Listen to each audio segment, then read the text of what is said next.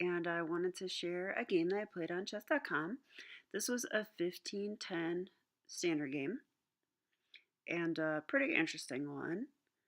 Um, I played the white pieces, rated 15-16, and my opponent was Dorillo Daniel, rated 15-30, playing the black pieces. So let's get into it. All right, I open with d4, d5, and c4, and this is a queen's gambit. He took here, which means this is now a queen's gambit accepted. This is the third most common move in this position. Usually black should just support the pawn with a pawn. So like c6 would be Slav defense, and e6 is the queen's gambit declined. But he took here, and this is okay.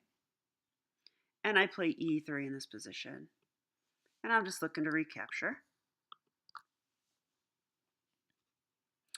Okay, and he played e6. I go ahead. This allows me to recapture, which is correct. You should let white. White will get this pawn, so you should not try to hold on to it. You can take my word for it on that. And now he played a6. I actually thought this is probably out of book. It looked weird to me, and I thought, okay, he's going to go for this early b5. Turns out this is a book move, though. And it's actually my response to this. That's the first move out of book, which is the move a4. White should just play knight f3 here, just develop. And yeah, if knight f3, and I didn't look at this yet, but if b5 now,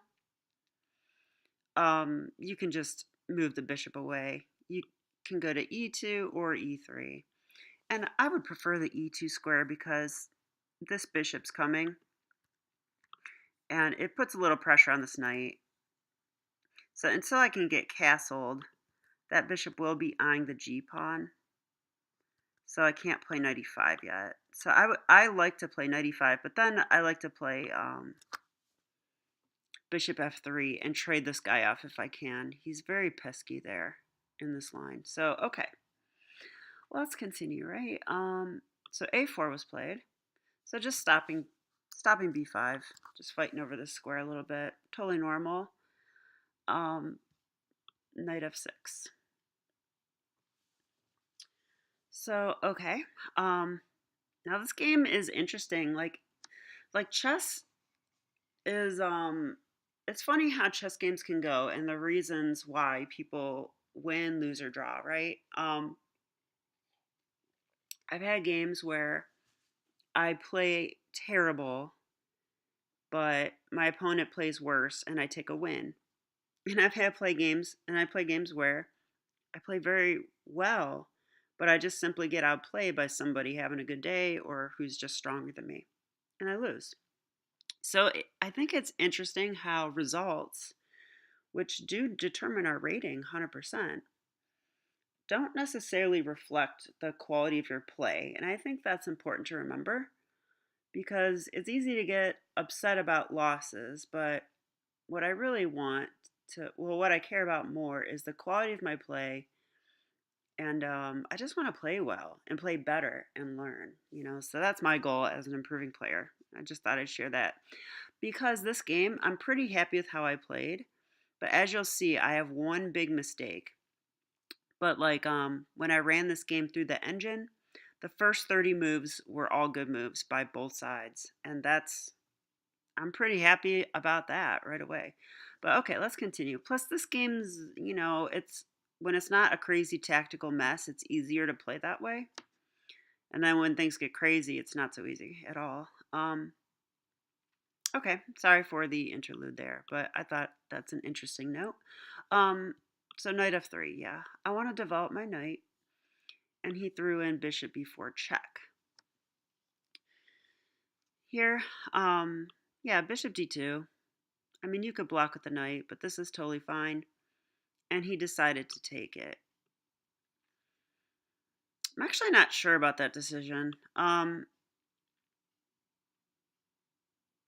don't think black should do this necessarily because this is his good bishop. and this is my bad bishop. So this trade is actually kind of welcome. It kind of solves a problem for me. I mean, later I want to play e4 to give that bishop scope, and I really don't have to worry about developing that guy anymore. And I took back with the queen, which is usually the right way to do this, but the computer disagrees. The reason you take with the queen often is that you want to bring your knight to the optimal c3 square. But in this case, the computer likes knight b takes d2 much better. And I think the reason is that the knight is guarding the other knight from here. Because later I do need to retreat my bishop to e2 to keep an eye on this guy and keep my pawns intact. Or so I thought. Alright, so I took with the queen. Plus, I like my queen on these two squares, so she can eye the e4 square, especially e2. And the queen's gambit accepted. The queen often ends up on e2 and is good here. So maybe that's the reason the computer prefers taking with a knight. Okay, b6. This is correct. This bishop definitely belongs on b7, so he's preparing that. I played knight c3, so bishop b7 happened. Yeah, and here, you know, he is threatening to ruin my pawn structure, or at least disturb it. So interesting point in the game. What would you play here as white?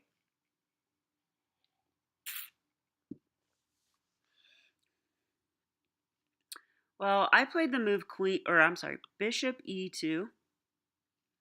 Looking back, I actually like queen e2 better, just guarding the knight against that threat.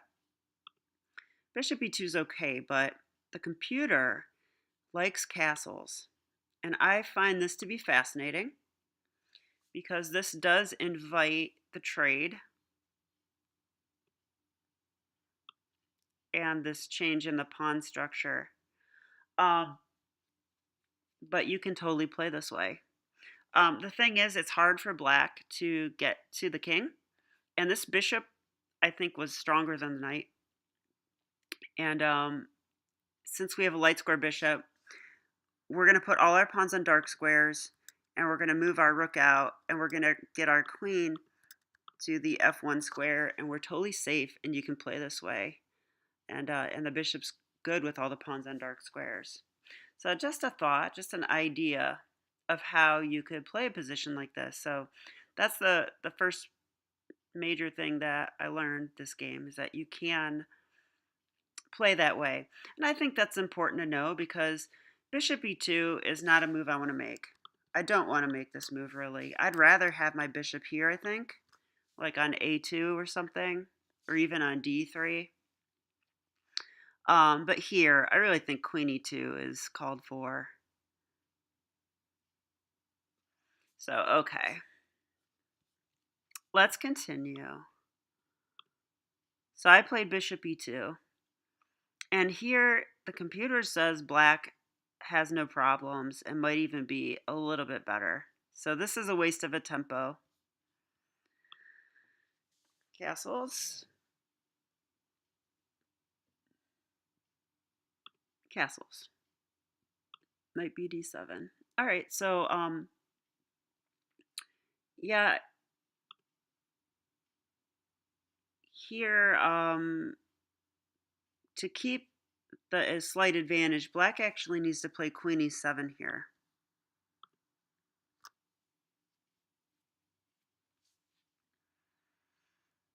And this prepares c5.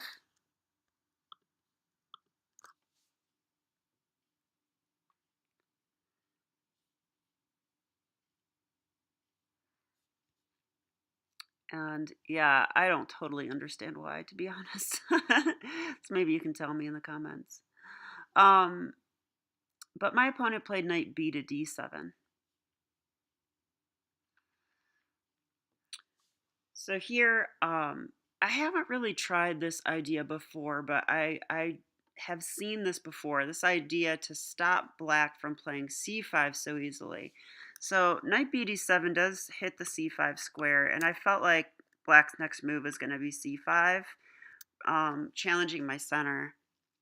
So I played the move b4, and now I'm clamping down on the c5 square. So I liked playing this way, and I liked the way it worked. Black can actually play c5 here anyway, computer says. So let's have a look at that. I mean, I would take with the b pawn, I'm pretty sure. B takes c5. Yeah, and I don't know. I would attack the bishop here. And just queen c7. So I guess black can play this way. And it's calling for a5. And black's going to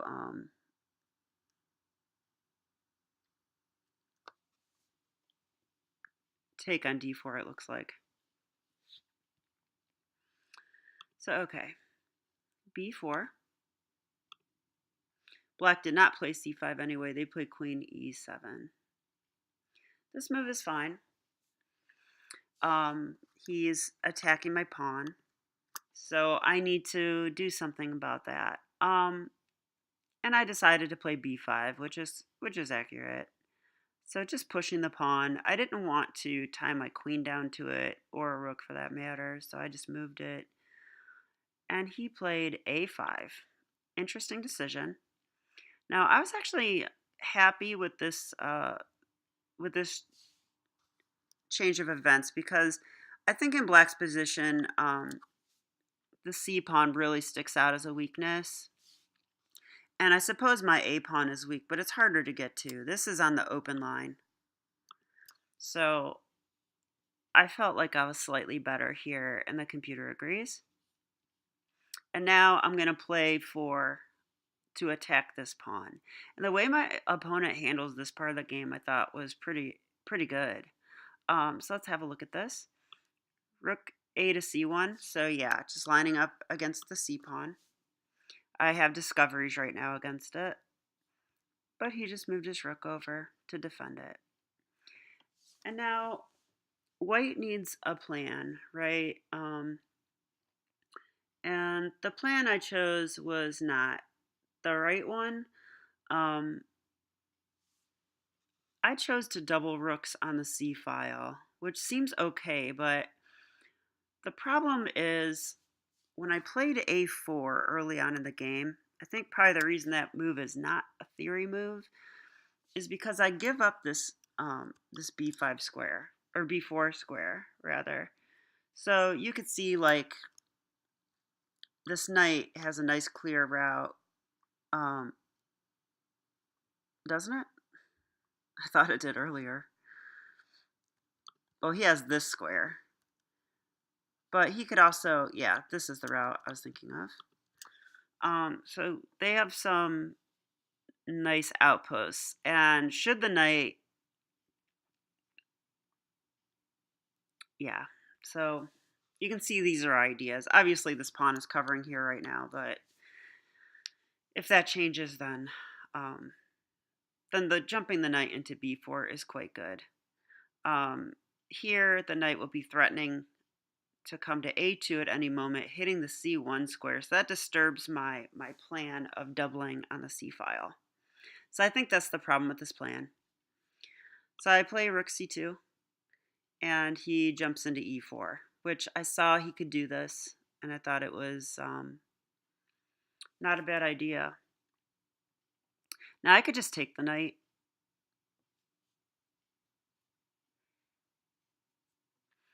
I could just take, and after bishop takes, play rook to c3, and that would be fine for me. And I think that I would like that better than what happened in the game, slightly at least. But I played queen d3. And the problem with queen d3, I think, it's not a bad move by any means, but now when the knight hops into b5 later, it comes with tempo. So maybe the queen doesn't belong here necessarily. All right, so he decided to reinforce his knight. And now I did find the best move here, which is when a piece moves in chess, it does something, but it also leaves something behind. And I saw clearly that this knight left the e5 square open, so I jumped in. And so I know he wants to put a knight on b4, but I want to put a knight on c6. That looks pretty awesome. So if I can ever achieve that, I think I'll be doing well. And to do that, I think I need to just trade the light square bishops, and then my knight would be really good. So that was kind of my plan, but it's hard to make it work. So let's continue. He took here, and I took with the queen. And I'm sure his idea was that he's going to replace the knight with tempo. Oh, and hop into b4, of course. So I move my queen, he hops into b4. And now my rook is hit, so I go rook to c3.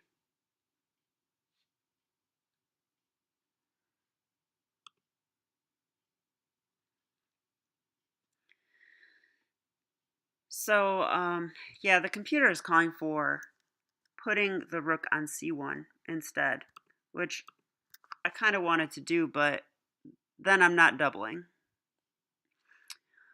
The problem with c3 is that, yes, I want to double on this weakness, but if I play here, knight a2 wins material. So this knight is very strong here.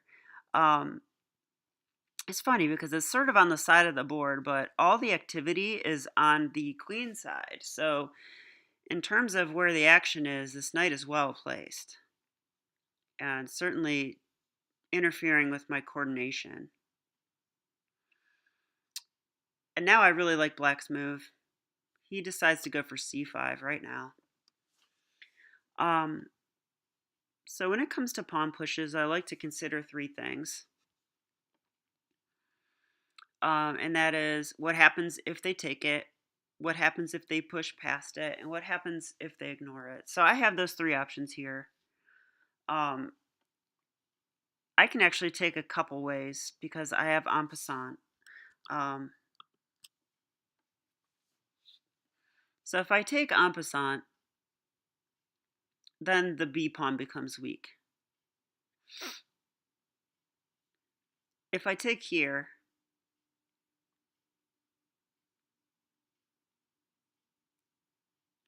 I kind of lose some center control, and I lose control of the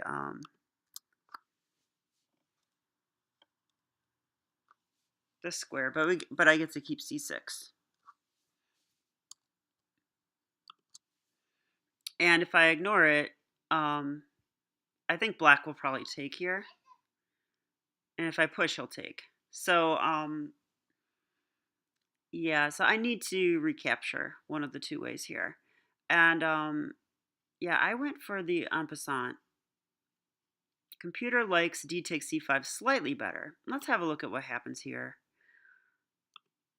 I do think this is interesting, and I did consider this. So rook f to d8. Tempo move on the queen. Queen goes to b2.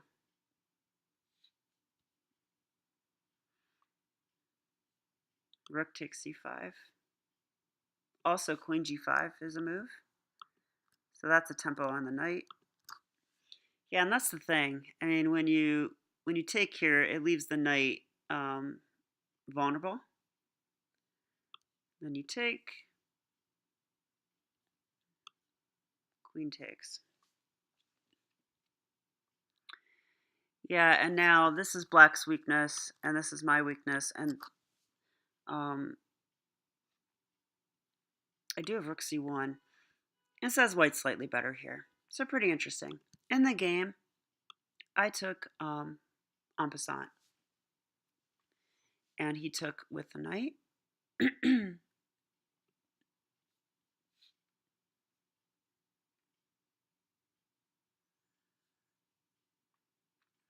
And now, one thing I want to work on is not doing trades unless I know that they're clearly better for me.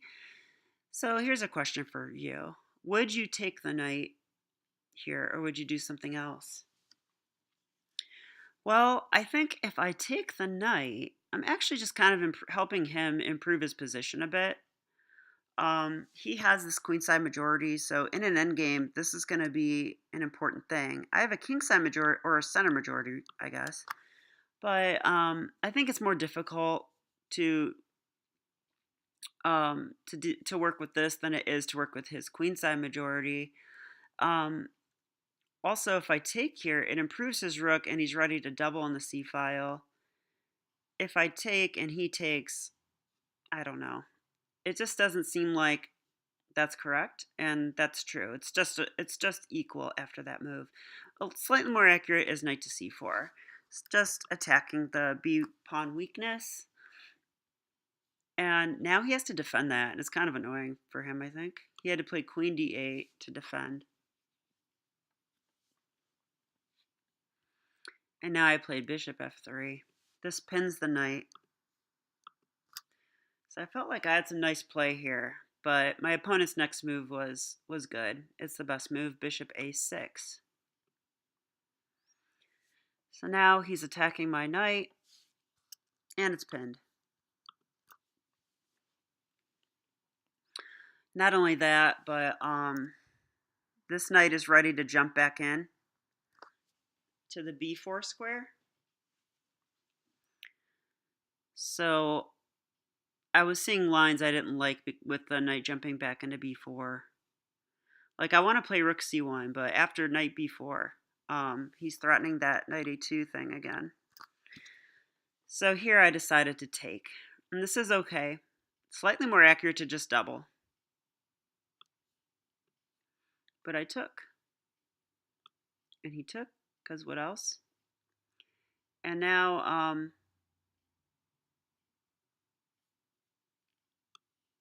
now I can double safely. There is no knight a2 threats. And he decided to just simply take here. Better is the move b5. It certainly does look interesting. So like b5,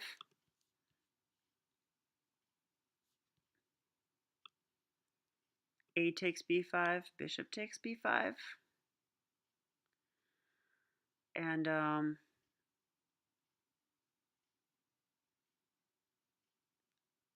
the queen is nicely defending the a pawn.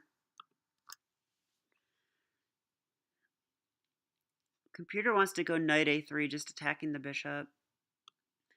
If I go here,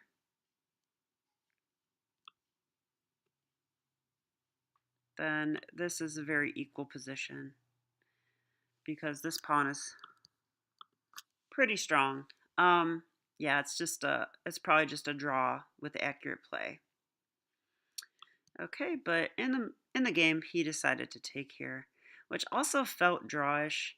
But then again, I might be slightly better because it seems like my rooks might be more active and better placed than his. But I do like his queenside majority, so if anything, I would only be the slightest bit better. So takes, and takes, and takes. Yeah, so I do have the C file for the moment, but I don't know if it's anything here. He went queen d7. So I think just eyeing my a pawn. And I think these major piece endgames are really tricky. I have a hard time with these, especially in time pressure. So I don't know if that's normal, but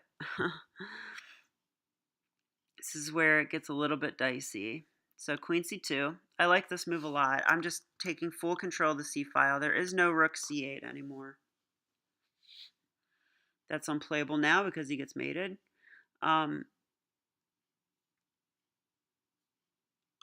So he made room for his king, and I did the same thing. Although a better move is rook c6 because it comes with tempo against the pawn.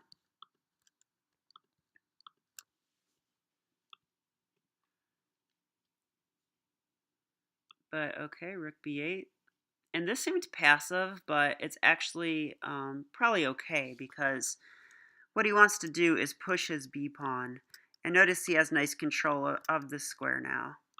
So he is ready to do that. And here I make a slight mistake. I played rook c6. The problem is that he can just push this pawn. So I don't know what the point of this move was. And in hindsight, why not play rook c7? I like rook c7 because now I'm hitting the queen. And I'm also eyeing this other weakness, the f pawn. And if I can ever get my queen to hit this as well, that's a source of counterplay for me, you know? So rook c6, I would give that a question mark. I think I probably had an advantage, but now b5, a takes b5, rook takes b5. And if anyone has an advantage, it's probably black now, because he has this pass pawn and I don't have one. I have work to do to create one still. That being said, it's a draw, but I think white has to be accurate now and careful. So here I decided to give a check. I just wanted the king to be more vulnerable on this diagonal. And now queen c3. So I think really in these endgames, it's better to eye the square right in front of the pawn. But I had an idea to make a threat against the king here. So I'm looking to check, and then maybe I can get something going against the king.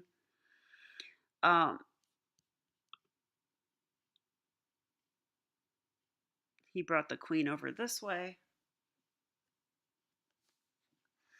And this is where I blunder, because this move is coming with a threat. Clearly he wants to play rook b1 check, and the queen is guarding all the light squares. Well, guess what? I was in time pressure. I know I always am.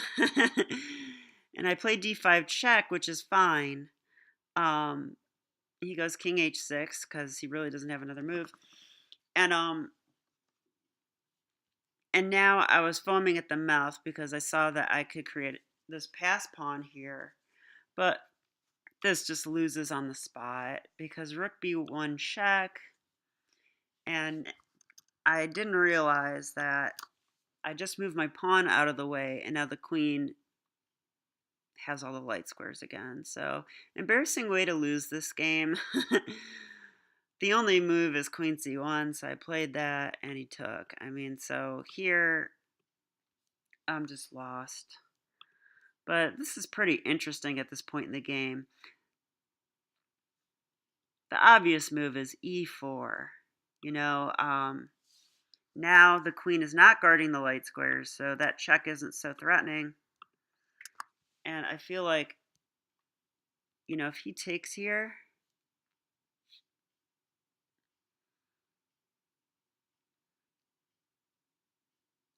I could even play a check.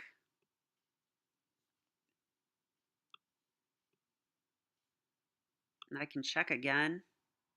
Maybe check here, so I'm coordinated with my rook still. Computer wants a d4. Yeah, this is pretty interesting. Now I could take that with check. Yep. Computer still says it's a draw, which is interesting. f6.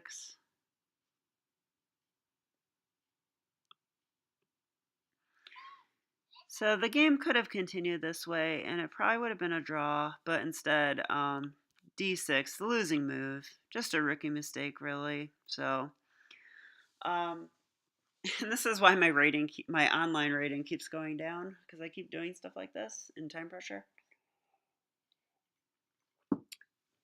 But I play most of the game well, so I can't be totally upset about it. And I'll just show you how it ended.